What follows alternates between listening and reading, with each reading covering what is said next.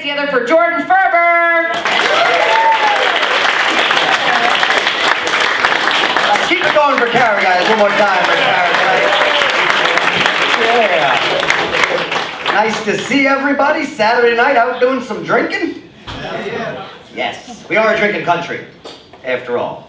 We love any excuse to get drunk in this country. We're the only country that celebrates other countries' holidays. It's for the drinking. Right? St. Patrick's Day, Cinco de Mayo, October. Yeah, this is a good one. I'm so drunk by the end of October, I'm wearing silly shit, going door to door looking for candy. Half the reason I go to a wedding is for the open bar.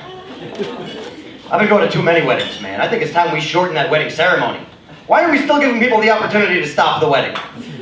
I think that needs to come out of the wedding ceremony. I mean, it's in there originally because we used to marry strangers.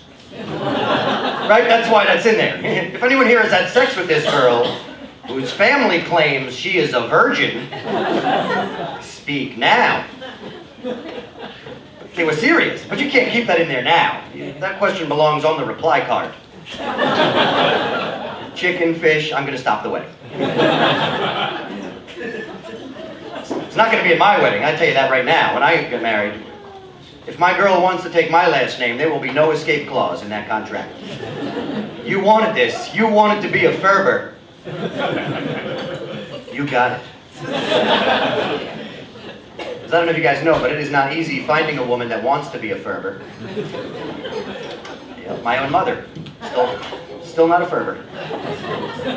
My parents are still married. She just never wanted to take the name. So for a long time, I felt like I was going to have to meet somebody with a more unfortunate last name. But she was already trying to change. I was going to have to meet like a Lipschitz, right, or a Wiener, or a Hitler. I don't know. Just spitballing it. Because that's a bad one. Hitler.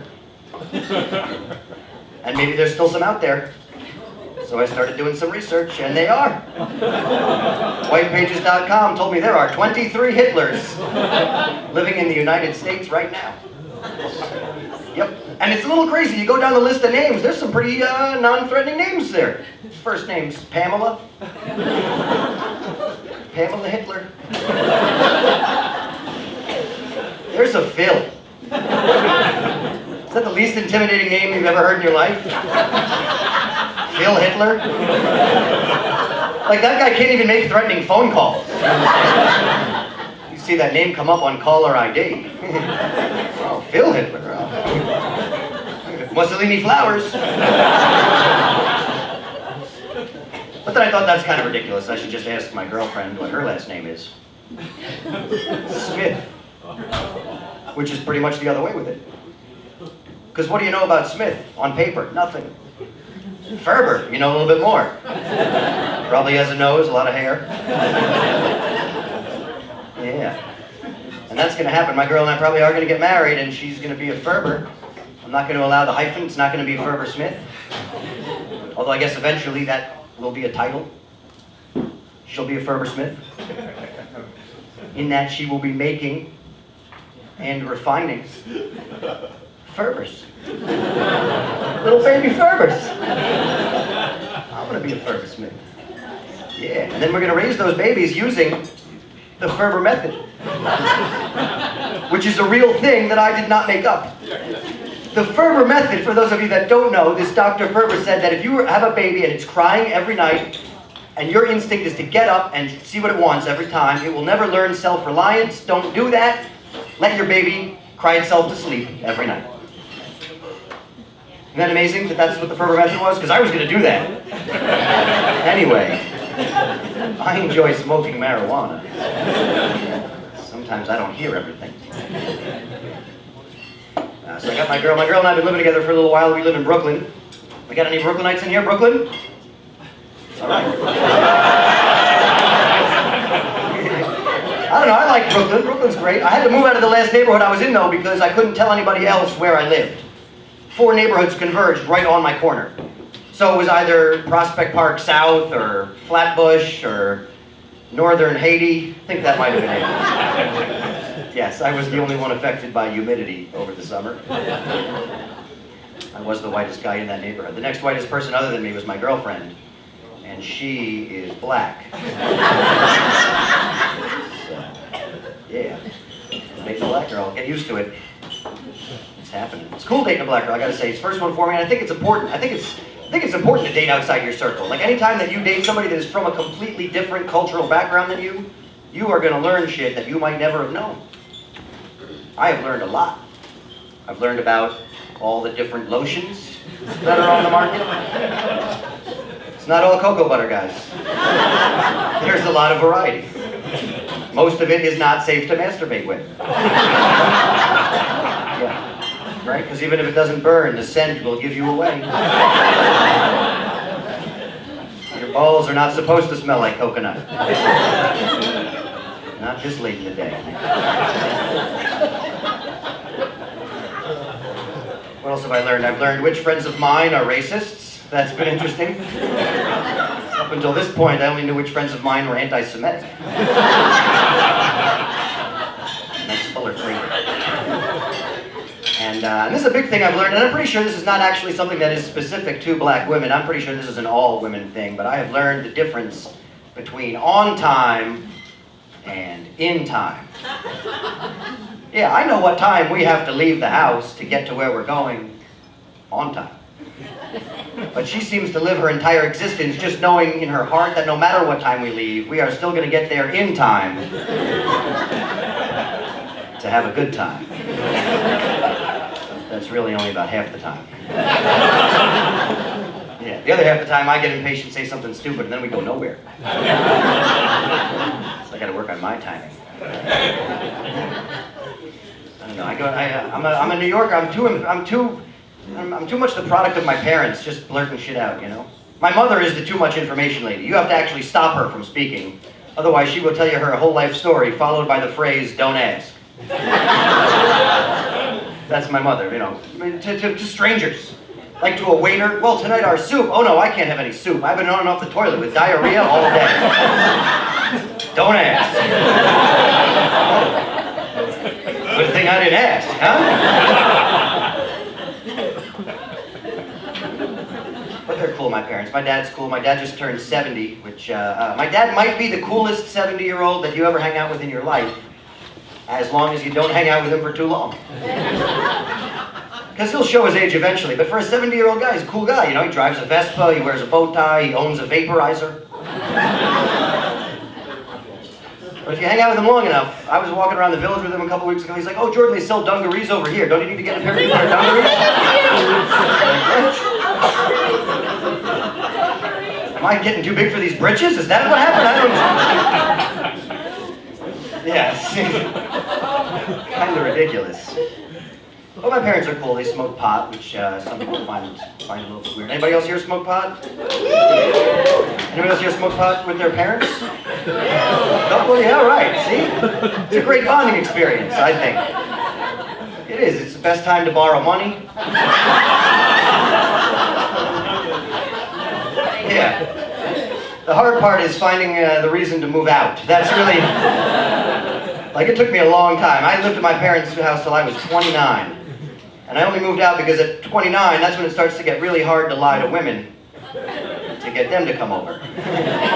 Just so you know, my roommates are a little older. One of them might tuck me in later. Don't even worry about it. In and out. That's a cool bonding experience, you know. The conversation about when I was going to move out didn't come up that often. It was always like, you know, let's just order some Chinese food, smoke a joint. Eventually we were talking about how cool it would be if I lived in a castle. Which I think we all know would be pretty cool. Right? With a moat. You should have seen the drawing I did. It was awesome. Shit is on the fridge. The only part that's still weird, and I don't know if you've ever smoked with somebody from a completely different generation, but they have different words for everything. So every time I'm sitting there, my mom will see me smoking, "Oh, I'll have a toke of your grass." Far out, Mom. My dad makes words up. I was smoking with him once, he was like, "Holy kazootie, am I stoned?" You must be. Kazootie, not a word. He was like, all righty-dighty, I'm going to bed. I was raised by the Jewish Ned Flanders. That's the only explanation for that one. I am Jewish, you know, in case you guys have not caught my profile yet. Jewish. My girlfriend is from Virginia, and she's from the... Yeah, all right. You haven't even heard what I'm about to say about Virginia. What part of Virginia are you from? Troutville. All right, I've never fucking heard of Troutville. So I think we're going to be safe on this one then. Because some people don't know that there are two parts of Virginia. There's the part that's like the suburb of Washington, D.C., and then there's the part of Virginia that is part of the South. And my girlfriend is definitely from the part that's from the South, because there are no Jews where she's from. Zero. I was at a bar there. Some guy asked me if I was his Aryan brother. And that is a Nazi that has never seen a Jew. Wow. Yeah. I was like, I don't know, you buying? Yeah, it's a really awkward beer we shared together. If you come to New York, I mean, there are more Jews in New York than there are in Israel.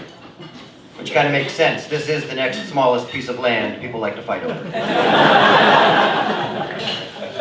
This is the greatest city in the world. You hear, the whole world comes here. I love hearing all the accents. I love that people from other English-speaking countries use English words that we don't. We have dropped some words from the English language, right? Like the word rubbish. Barely use that word in this country, especially in New York. You will never hear a guy from Brooklyn like, that is fucking rubbish. You know why? It's because the word bullshit sounds so much better.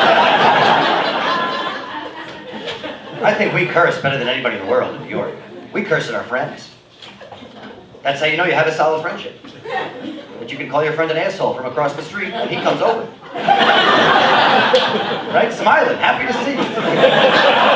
Come give us a hug, you motherfucker, I love you. People come to New York just to curse at people. It's part of the tour. Last time I was in Times Square, this guy cursed me out, but he was English, so he was a little too polite about it. He was like, fuck you, sir. That was rubbish. My favorite accent, though, of all the accents, still has to be the Indian accent. We can all agree that is the funniest accent. That's one of those accents, though, that doesn't work with everything. You don't see too many American movies out there with Indian gangsters in them. Right? It's not really a tough-sounding accent. Hey, Kardeep wants his money today. You will be paying Mr. Gupta now. My friend. You had better watch your back, buddy. I will put a red dot on your forehead. Right between the eyes. I'll do it. You don't really see those guys in any movies. If you think about it, they don't even play themselves. What's upsetting to me the most, though, is that you don't even see them in porn. Come on, I'm not the only one. I'm not saying I would jerk off to it. I just think it'd be hysterical to see, like, one time, who is your daddy? Right? Who is being your father? And the money shot would be the funniest part of the whole thing. Right at the end, when he finishes, like, oh my goodness, I am having this. Oh, this is great. Uh-oh. Oh dear. Uh-oh. Oh no. Oh my goodness. Terrible mess I have made. Oh dear, what to do? What to do? Oh, do you need a towel? That's my time, guys. My name is Jordon Ferber.